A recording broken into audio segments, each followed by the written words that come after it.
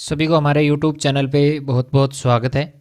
देखिएगा, आज हम जो है रिवीजन को लेके बात करेंगे। जो जितने अपने चैप्टर बनते हैं कक्षा 10 को लेके, उन सब को लेके हम आज बात करने वाले हैं।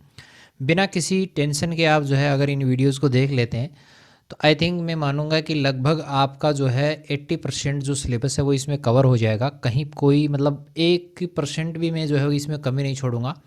आपके पूरे में से पूरे नंबर बनाने का मेरा यहाँ पे टारगेट रहेगा। ठीक है, तो चलिए बिना किसी देरी के शुरुआत करते हैं। और सबसे पहले बात करेंगे कवि परिचय को लेके। कवि परिचय में देखो ज़्यादा कुछ माथापच्ची नहीं करनी है आपको। सबसे पहले सूरदास को लेके बात करें तो जन्म याद रखना है 1478 को, और एक जन्म स्थान याद रखना है मथुरा के निकट रोनकता या रेणुका क्षेत्र। दूसरा याद नहीं रहता है, दिक्कत नहीं है, दिल्ली के पास में सिही नामक गांव में हुआ था, वो याद नहीं रहे, दिक्कत नहीं है। लेकिन एक जरूर याद रखिएगा, मथुरा के निकट रोनुकता नामक गांव में जो है इनका जन्म होता है। गुरु का नाम याद रखना है, महाप्रभु वल्लभाचार्य इनके गुरु थे। इसके अलावा ये अष्टछाप के कवियों में सर्वाधिक प्रसिद्ध हैं, ये सबसे इंपॉर्टेंट बात है। इसके अलावा मथुरा और वृंदावन के बीच में एक कृष्ण जी का मंदिर था, श्रीनाथ जी का मंदिर, जिसमें कृष्ण जी की मूर्ति लगी हुई थी। वहाँ पर ये भजन कीर्तन करते थे। और सन 1583 ईस्वी में जो है पारसोली नामक स्थान पर इनका निधन हो जाता है। अब इसमें देखो 5-6 लाइनें याद हो गई। 4 नंबर का प्रश्न आता है आपके, 5-6 लाइनें इसमें याद हो गई। इसके अलावा 3 ग्रंथ याद रखने हैं, सुरसागर, साहित्य लहरी और सुर सारावली। ठीक है, अब कौन सा ज़्यादा फेमस है कौन सा कम है ये अपने को नहीं देखना है ज़्यादा। ठीक है, चलिए आगे बात करें तो इसमें सूर जो है वात्सल्य और श्रृंगार के श्रेष्ठ कवि हैं, ये आपको लाइन याद होनी चाहिए। जो वात्सल्य और है जो है इसको आपको जो है वो याद करना है। चलिए आगे बढ़ते हैं बिना किसी देरी के। तो यहाँ पर थोड़ा सा आगे चलते हैं, ये रहा। ठीक है, इसके अलावा यहाँ पे जो है मार्कर हट गया क्या, ये रहा।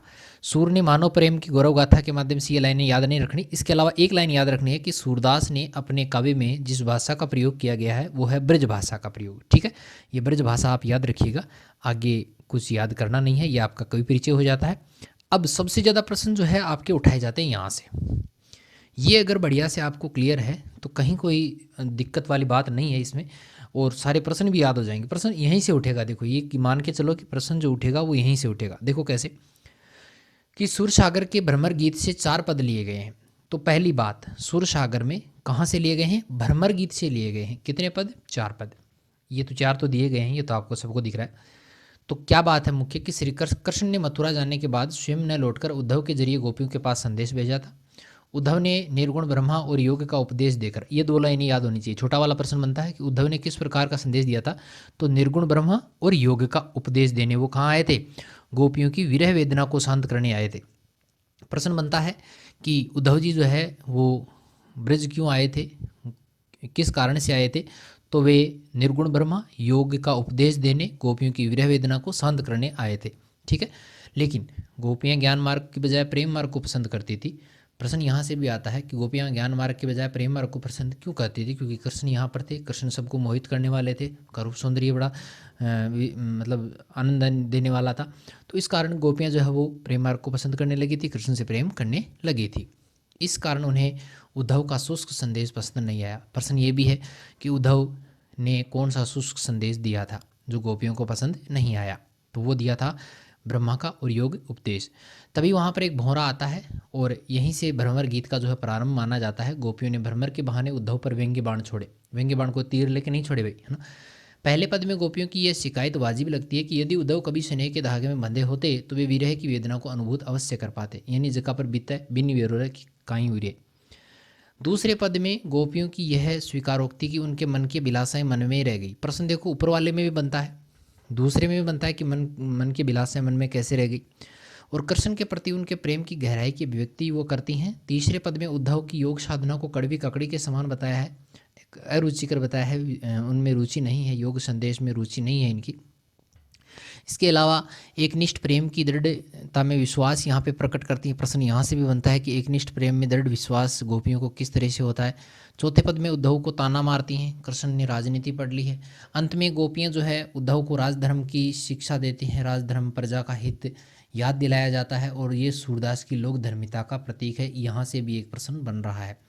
मेरा मानना ये है, आप देख लेना पेपर को आराम से, प्रश्न आपको यहीं से मिलेंगे अगर सूरदास वाले पाठ में से आते हैं, गोपियों वाले पाठ में से आते हैं। सप्रसंग व्याख्याएं यहाँ से आनी है। बहुत बार ये देखा गया है कि जो है फर्स्ट चैप्टर में पहला ही पद दे दिया जाता है, तो ये बड़ा मतलब मेरे लिए तो बड़े सौभाग्य की बात होगी कि यही आ जाए, क्योंकि बच्चों को सबसे ज़्यादा यही याद होता है। ठीक है, चलिए अभी व्याख्या भी कर दूंगा सरल तरीके से, और कहाँ पर क्या है वो भी मैं साथ साथ बताता जाऊँगा। देखिएगा कि उद्धव तुम हो अति बड़भागी, हे उद्धव तुम बड़े भाग्यशाली हो। यहाँ पे बड़भागी जो शब्द आया है वो अभाग्यशाली के रूप में आया है, अभागे के रूप में ये शब्द आया है। ठीक है, अगला है कि हे उद्धव तुम बड़े भाग्यशाली हो, ये गोपियाँ उद्धव को कहती हैं। अपरस रहत स्नेह तगाते, तगा यानी धागा होता है, स्नेह यानी प्रेम होता है, नाहिन मन अनुरागी, कि तुम हमेशा प्रेम के बंधन से अछूते रहे हो और ना तब कभी तुम्हारा मन किसी के प्रति आकर्षित हुआ है, यानी इन सब से तुम अलग ही रहे हो। आगे देखिएगा कि पुरैन पात रहत जल भीतर, कि कमलिनी का पत्ता, कमल का पत्ता जल के भीतर रहता है। तारस देहन दागी, उदाहरण दिया है यहाँ पे, क्या दिया है, उदाहरण दिया है। क्या दिया है कि जिस तरीके से कमल का पत्ता जल के भीतर रहता है फिर भी उस पर पानी का एक दाग तक नहीं लगता, उसी प्रकार जो जल माह तेल की गागरी, दूसरा उदाहरण दिया है। क्या दिया है कि जिस तरीके से तेल का घड़ा जल में रहता है, बूंद न ताको लागी, उस पर एक बूंद भी नहीं ठहरती है, देखो नहीं ठहरती, अर्थात तुम पर भी जो है वो प्रेम का कोई प्रभाव नहीं पड़ रहा है। ठीक है, प्रीति नदी, यहाँ रूपक अलंकार का प्रयोग हुआ है, उपमा दी गई है। प्रीति रूपी नदी में पाँव न बोरे, तुमने प्रेम रूपी नदी में अपना पाँव नहीं डुबोया है। दृष्टि न रूप परागी, परागी यानी होता है मुग्ध होना, और तुम्हारी आँखें, तुम्हारी दृष्टि, तुम्हारी नज़रें किसी के रूप सौंदर्य पर मुग्ध नहीं हुई है। सूरदास अबला, अब अबला बताया है, गोपियों ने अपने आप को अबला बताया है, कमज़ोर स्त्री बताया है, क्योंकि उसकी कमज़ोरी का प्रमुख कारण है वो है कृष्ण का प्रेम। कृष्ण का प्रेम जो है उनका प्रमुख कमज़ोरी का प्रमुख कारण ये रहता है, और अपने आप को भोली भाली बताया है, तभी तो कृष्ण ने कहा कि मैं लौट कर आऊँगा, और वो बातों में आ गई। गुड़ चाटी जूँ पागी, यहाँ पर फिर उदाहरण दिया है कि जिस तरीके से गुड़ से चींटियाँ चिपकी रहती हैं, उसी प्रकार हमारा मन भी किससे चिपका हुआ है, श्री कृष्ण से चिपका हुआ है। बिना किसी टेंशन के याद हो गया होगा, नहीं हुआ है तो रिपीट ज़रूर कर लें इसको एक बार। चलिए अगला पद है कि मन की मन ही मांझ रही, गोपियों के मन की जो इच्छाएं थी वो मन में रह गई। मन की इच्छा थी कि कृष्ण आएंगे, उनको प्रेम संदेश भेजेंगे, खुद नहीं आएंगे तो प्रेम संदेश भेजेंगे भाई, तो ये उनकी जो थी वो उनको आशा थी, लेकिन वो आशाएं जो है वो पूरी नहीं हो सकी। किसी की नहीं होती है भाई, कोई 90% लेके सोचे 80% आ जाए, और कोई 70 लेके सोचे उसके 80 तो नहीं आएंगे, नहीं आएंगे ना, हाँ पढ़ेंगे तो आएंगे। आगे देखिएगा कि कहिए जाए कौन पे उद्धव, कि उद्धव अब कहाँ जाएं, ना ही परत कही, और अपनी इस पीड़ा को दूसरों के सामने प्रकट नहीं कर सकते भाई, और किया भी नहीं जा सकता, प्रेम की पीड़ा को दूसरों के सामने प्रकट नहीं किया जा सकता। अगला है अवधि आस आधार आस आवन की, अनुप्रास अलंकार है। कौन सा है, अनुप्रास अलंकार, याद रखिएगा, रह जाए तो ठीक है वरना प्रश्न नहीं आता ऐसे। तन मन विथा सही, कि आप श्री कृष्ण के आने की आशा में हमारा तन और मन जो है वो बड़ा पीड़ित हो रहा है, व्यथित हो रहा है, दुखी हो रहा है। अब इन योग संदेशन सुनी सुनी, और आपके इन योग संदेशों को सुन सुन करके तो माथा दुखने लगा। बिरही बिरही दही, तो विरहिणियाँ जो है, गोपियों ने अपने आप को विरहिणी कहा है, और विरह की आग में वो जलने लगी है, मतलब उनका दुख जो है आपके इन योग संदेशों से और अधिक बढ़ गया है। चाहती होती गुहार जीती थी, जहाँ से हम पुकार लगाना चाहती थी, हमें आशा थी कि भाई योग संदेश प्रेम संदेश आएगा, लेकिन नहीं आया। उत्ते धार बही, वहाँ से तो योग संदेश आ रहे हैं, योग संदेशों की धारा बह रही है। सूरदास अब धीर धर ही क्यों, मर्यादा न लही, फिर कहती हैं सूरदास के माध्यम से गोपियाँ उद्धव को कि अब हमसे धैर्य धारण नहीं होता, क्योंकि श्री कृष्ण ने अपनी मर्यादा तोड़ दी है। तो मर्यादा देखो, प्रेम की मर्यादा का यहाँ से प्रश्न बनता है। तो प्रेम की मर्यादा होती है कि उसको प्रेम के बदले प्रेम मिले, लेकिन ऐसा नहीं था, यहाँ पे तो योग संदेश मिल रहे थे। आगे बढ़ते हैं कि हमारे हारिल की लकड़ी। अब हारिल एक पक्षी होता है, हारिल क्या होता है, एक पक्षी होता है जो हमेशा अपने पैरों में एक क्या पकड़े रहता है, लकड़ी को पकड़े रहता है, लकड़ी को पकड़े ये रहता है कि मन कर्म वचन नंद नंदन और ये दृढ़ करी पकड़ी, कि मन से, कर्म से, वचन से, सब तरीके से जो है हमने कृष्ण को दृढ़ता से पकड़ा हुआ है। अर्थात हमारे मन में सिर्फ कौन बसे हुए हैं, कृष्ण बसे हुए हैं। जागत सोवत सोपन दिवस निशी कहने काने जकरी, कि हम जागते सोते सपने में सिर्फ कृष्ण कृष्ण की रट लगाए रहती हैं। आगे देखिएगा कि सुनत जोग लागत है ऐसो, कि आपका योग संदेश हमें कैसा लग रहा है वो बताया है। कड़वी ककड़ी मतलब कड़वी ककड़ी के समान, कड़वी ककड़ी के समान जो है उद्धव के योग संदेश को यहाँ पर बताया गया है। कि सू तो व्याधि हमको ले आए, और यहाँ पर योग को व्याधि यानी एक बीमारी भी बता दिया भाई।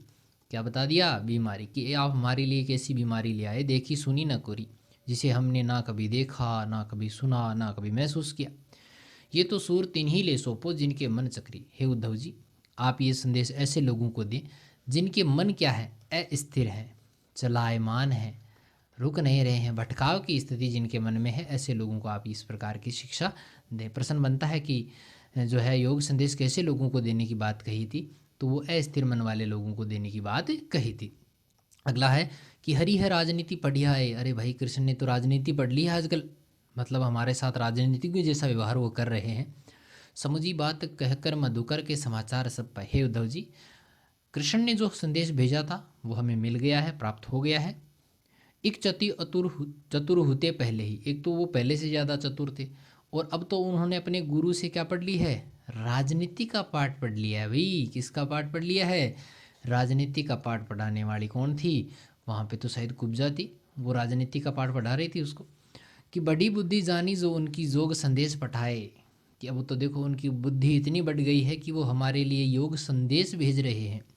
उद्धव भले लोग आगे के पर हित डोलत आए। हे उद्धव, आगे के लोग भले हुआ करते थे, बड़े मतलब अच्छे वाले लोग होते थे। क्या करते थे? दूसरों की भलाई के लिए जाया करते थे, दूसरों का भला सोचते थे।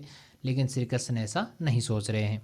आगे देखिएगा कि अब अपनो मन फेर पाही चलत जूहते चुराए। लेकिन अब हमें आप हमारा वो मन वापस दे दीजिए जो श्री कृष्ण जाते समय चुरा कर ले गए थे। वो हमारा मन हमें वापस चाहिए। ते क्यों अनीति करे अपन जो और अनीति छुड़ाए। हमें तो ये पता नहीं चल रहा है कि जो दूसरों को अन्याय से बचाते थे वो श्री कृष्ण हम पर अन्याय क्यों कर रहे हैं? हमारे ऊपर अन्याय करने का क्या कारण है? कि राजधर्म तो यही कहे, सूर जो प्रजा न जाए सताए। एक राजा का धर्म तो यही है कि उसकी प्रजा को जो है वो सताया नहीं जाए, उसको हर तरीके से जो है वो सुरक्षा प्रदान की जाए, हर तरीके से उसकी सहायता की जाए। तो एक राजा का धर्म जो है वो गोपियों ने यहाँ पर उद्धव को बताया है। पाठ्य पुस्तकीय प्रश्न आपको थोड़े से ध्यान से देख लेने। इन प्रश्नों में चेंज करके थोड़ा बहुत देखो, 12 प्रश्न है और 12 प्रश्न ही यहाँ से बनते हैं, इससे बड़े ज़्यादा प्रश्न बन भी नहीं रहे हैं। तो इन प्रश्नों को आप थोड़ा सा ध्यान से देखें। तो भाग्यवान कहने में क्या व्यंग्य नहीं था, बड़ा बढ़िया वाला प्रश्न है। यहाँ पर ये उद्धव के व्यवहार की तुलना किस किस से की गई है, बढ़िया प्रश्न है। थोड़ी सी लैंग्वेज चेंज करके अगला दे देगा, फिर आप कन्फ्यूज हो जाओगे। लेकिन पढ़ना है, प्रश्न इन्हीं में से आने हैं। गोपियों ने किन उदाहरणों के माध्यम से उद्धव को उल्हाने दिए? उद्धव द्वारा दिए गए योग संदेश ने गोपियों को विरह अग्नि में घी का काम कैसे किया? बढ़ गई थी भाई। और मर्यादा न लही के माध्यम से कौन सी मर्यादा न रहने की बात कही गई है? कृष्ण के प्रति अपने अनन्य प्रेम को गोपियाँ किस प्रकार प्रकट करती हैं? और गोपियों ने उद्धव की योग शिक्षा को कैसे लोगों को देने की बात कही? देखो, प्रश्न सारे वही हैं, इनसे बाहर प्रश्न नहीं आएगा। प्रस्तुत पदों के आधार पर गोपियों का योग साधना के प्रति दृष्टिकोण प्रकट कीजिए, स्पष्ट कीजिए। राजा का धर्म क्या बताया वो बताइए, और कौन कौन से परिवर्तन जो है आए जिसके कारण वो अपना मन वापस लेना चाहती हैं। और गोपियों ने अपने वाक चातुर्य की जो है विशेषताएं आपको उसकी बतानी है। और भ्रमर गीत की मुख्य विशेषताएं, ये भी थोड़ा सा कठिन वाला प्रश्न है, लेकिन आप याद जरूर करें। ये 12 प्रश्न बनते हैं, बढ़िया वाले प्रश्न हैं, इनसे बाहर नहीं आएगा, ध्यान रखिएगा। और यहाँ पर 1-2 प्रश्न और हैं जो इनमें से थोड़े से ध्यान से आपको देख लेना है। यहाँ पर बड़े महत्वपूर्ण प्रश्न आते हैं, इन पर लोगों का ध्यान बहुत कम जाता है। तो आपको इनको ध्यान से जो है बढ़िया से पढ़ के याद कर लेना है। 15 प्रश्न है टोटल, रचना और अभिव्यक्ति वाले प्रश्न हैं। लेकिन रचना से संबंधित अपने यहाँ जो प्रश्न आते हैं वो निबंध, पत्र और विज्ञापन आता है, लेकिन यहाँ से भी प्रश्न बनते हैं। गौर करके देखिएगा, प्रश्न जरूर आएगा। तो वीडियो कैसा लगा है कमेंट करके जरूर बताएं। कल सेकंड क्लास रहेगी, यानी कल हमारा नेक्स्ट वीडियो रहेगा दूसरे पार्ट को लेके। तो दूसरे पार्ट को लेके भी हम चर्चा करेंगे। छोटे वाले प्रश्न अपने साथ साथ चल ही रहे हैं, वो भी एक रिवीजन के तौर पे है, अपने को बढ़िया प्रश्न यहाँ से मिल रहे हैं। ठीक है, तो नई वीडियो के साथ फिर मिलेंगे, तब तक के लिए थैंक यू।